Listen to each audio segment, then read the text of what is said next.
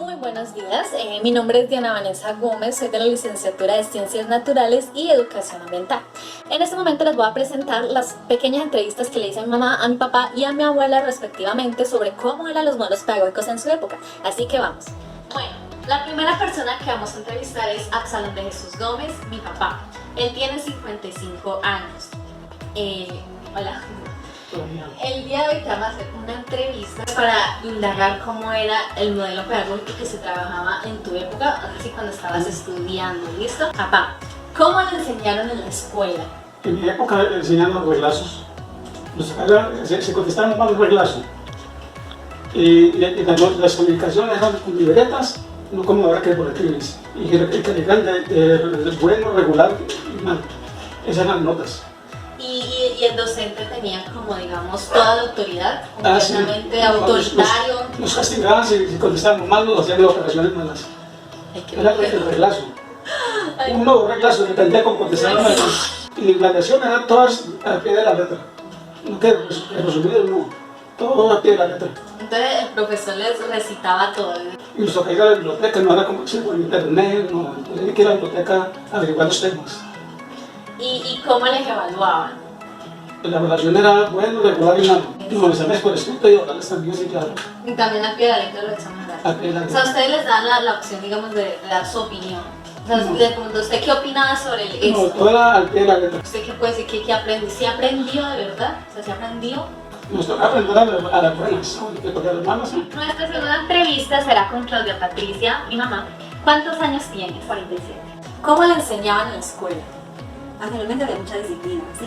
Existe el poder, pues decía mucho el profesor, ¿no? Entonces nos manipulaban, psicológicamente uno pues a veces daba miedo y me iban pues un tenía que obedecer. Obviamente a mí en la escuela nos tocó con los reglazos, ¿no? O sea, si nos portamos mal nos pegaban reglazos.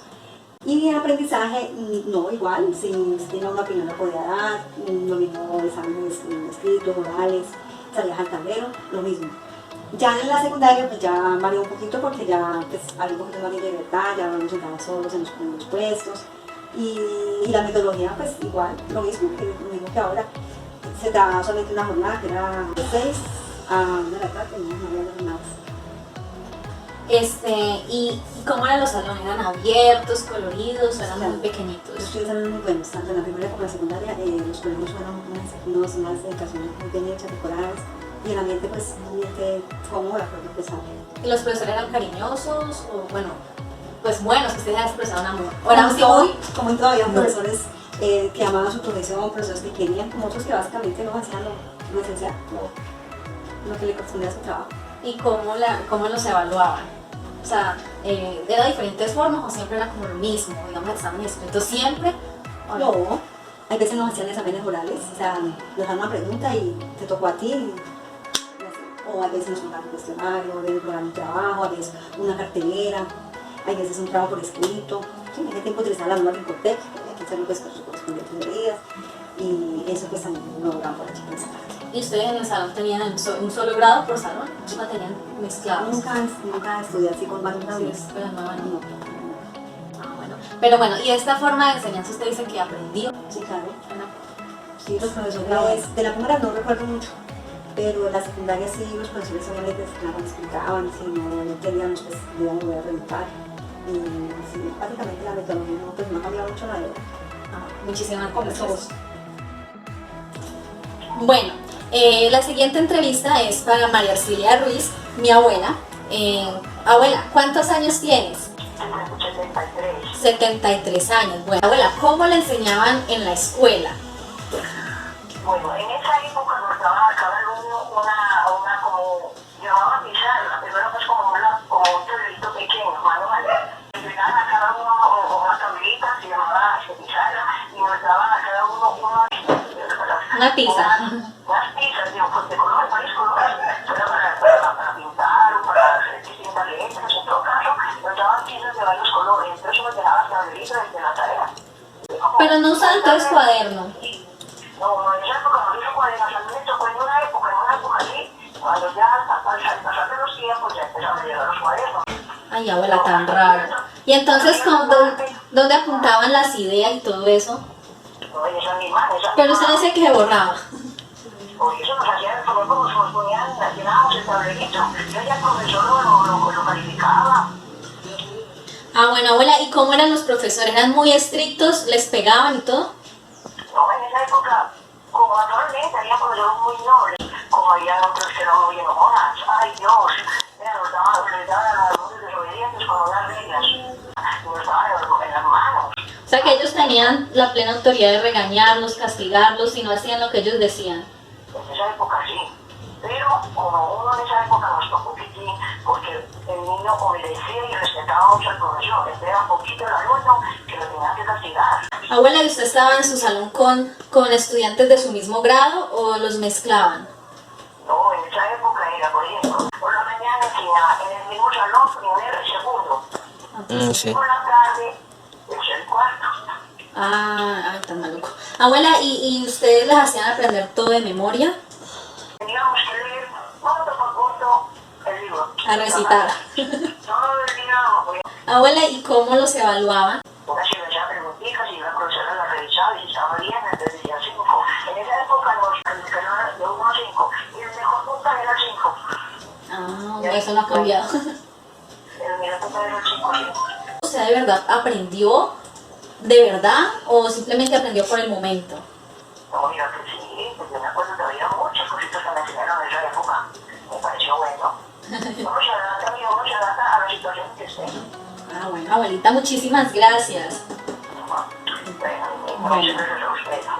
Muy bien, muy interesante. Podemos concordar que aunque la forma de educar de como los educaban a ellos no era tan antigua, por allá se puede evidenciar que tiene cosas de la escuela tradicional. Pero entonces nos preguntamos, ¿qué es un modelo tradicional? Las metas del modelo tradicional son humanistas, religiosas y metafísicas. Busca formar el carácter de los estudiantes de forma estricta, impartiendo los conocimientos de forma sistemática, acumulativa y repetitiva.